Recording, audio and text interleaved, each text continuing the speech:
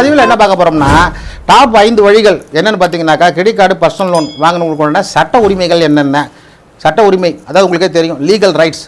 நம்ம legal rights என்னன்றதை அந்த பதிவில் பார்க்க போகிறோம். இந்த இன்ஸ்டாகிராமில் பார்க்குறவங்க ஒரு 3 நிமிஷம் தான் பார்க்க முடியும். அதுக்கப்புறம் என்ன கேட்குறாங்க, என்ன சார் அது வந்து பாதி தான் இருக்குதுன்னு. அதே தெளிவாக கொடுத்துருக்கேன். யூடியூப்பில் வந்து போய் சப்ஸ்கிரைப் பண்ணி பாருங்கன்னு. இன்ஸ்டாவில் பார்க்குறவங்க யூடியூப் டிஸ்கிரிப்ஷனில் இருக்க போய் சப்ஸ்கிரைப் பண்ணி பாருங்கள்.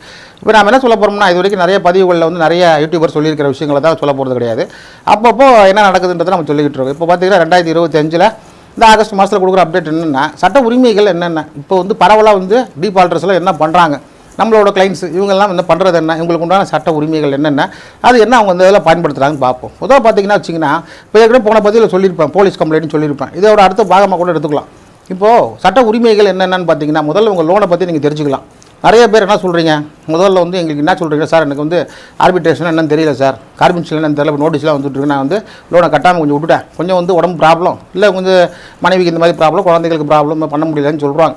நான் என்ன சொல்கிறேன்னா, லோனை கட்டுறதுக்கு முன்னாடி, அது லோனை எடுக்கிறதுக்கு முன்னாடி கூட வச்சுக்கலாம். எடுக்கிறதுக்கு முன்னாடி டேர்ம்ஸ் அண்ட் கண்டிஷனில் என்ன இருக்குது, ஒரு லோன் வாங்கினா என்னென்ன பிரச்சனைகள்லாம் கட்டாமல் போனால் வரும்ன்றது முதல்ல தெரிஞ்சுக்கணும். அவசரப்பட்டு எடுத்துவிட்டு கடைசியில் வந்து சில பேர் வந்து என்ன பண்ணுவாங்கன்னா, சொத்தெல்லாம் இருக்கும், ஆனால் என்ன பண்ணுவாங்க, கிரெடிட் கார்டு வாங்குவாங்க, வாங்கிட்டு கட்டாமல் விட்டுருவாங்க. ஏன்னு கேட்டால் நமக்கு என்ன பண்ண முடியும், கிரெடிட் கார்டு தானே அப்படின்னு சொல்லுவாங்க. கட்சியில் பார்த்தா ஆர்பிட்ரேஷனில் போய்ட்டு சொத்து மேலே அட்டாச்மெண்ட்டை போட்டுருவாங்க. இப்படி நிறைய பேர் வந்து சொத்து இறந்துட்டுலாம் இருக்கிறாங்க. அதனால் சட்ட உரிமைகள் என்ன அப்படின்னு பார்க்கும்போது முதல்ல வந்து கட்ட முடியாதுன்ற நிலைமைக்கு வர்றதுக்கு ஒரு பெரிய ஒரு காரணமாக சொல்ல முடியாது. நிறைய வந்து பார்த்திங்கன்னா ரெக்கவரி ஏஜென்ட் கேட்குற ஒரே கேள்வி, என்ன சார் காரணம், ஏன் கட்டலைன்னு கேட்குறாங்க. நமக்கு எல்லாமே தெரிஞ்ச ஒரே காரணம் பணம் இல்லாதனால தான் கட்டலை. இதுதான உண்மை. ரெக்கவரி ஏஜென்ட்டோ சரி இல்லை பேங்க்கு மேனேஜரோ கேட்குறாங்க, ஏன் சார் இந்த டியூவை கட்டலைன்னா அதுக்கு ஒரே காரணம் தான். நம்மகிட்ட இருக்கிற காரணம் என்ன, நம்ம ஒன்றும் கோடியாக பணத்தை வச்சுக்கிட்டு கட்ட மாட்டோன்னு அடம் முடிக்கல, பணம் இல்லை கட்டலை, ஆனால் ஒத்துக்க மாட்டாங்க, போய் எங்கள் ஏற்பாடு பண்ணி கட்டுங்க அப்படின்னு சொல்லுவோம். இல்லைனா 3 மாதம் ஆனால் இந்த உங்களுக்கு வந்து பிரச்சனை வரும், என்பி ஆயிரும் அப்படின்வாங்க. ஸோ இப்படிப்பட்ட பிரச்சனைகள்லாம் இருந்துகிட்ருக்கு. இந்த நிலைமையில் நமக்கு உண்டான சட்ட உரிமைகள் என்னென்னா, வந்து லோனை கட்ட முடியுமா முடியாதான்ற ஒரு கன்க்ளூஷனுக்கு வரணும். உதாரணத்துக்கு நீங்கள் வாங்கியிருக்கிறது வந்து அன்செக்யூர்டு லோனு. இப்போ நீங்கள் வந்து 1 மாதம் 2 மாதம் பார்க்குறீங்க, சமாளிச்சிட்டிங்க, 3ஆம் மாதமும் நெருங்கிடுச்சு. இப்போ நீங்கள் என்ன பண்ணணுன்னா, வேறு சட்டத்தை வந்து அதன் போக்கில் விட்டுருணும். ஏன்னா உங்களோட வருமானத்துக்கு ஏற்ற மாதிரி தான் லோனை கொடுக்கணும். என்னை பொறுத்த வரைக்கும் சொல்கிறேன், உங்களுக்கு வந்து பார்த்தீங்கன்னா ஒரு 50,000 ரூபாய் வருமானம் இருக்குன்னா இந்த வங்கிகள் வந்து கணக்கு பண்ணி தான் கொடுக்கணும்.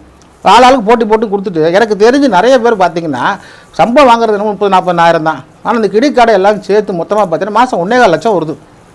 சாதாரண மனுஷன் வந்து என்ன தான் டேலண்ட்டாக பண்ணால் கூட அந்த 1.25 லட்சத்தை கட்டுறதுக்கு வாய்ப்பே கிடையாது.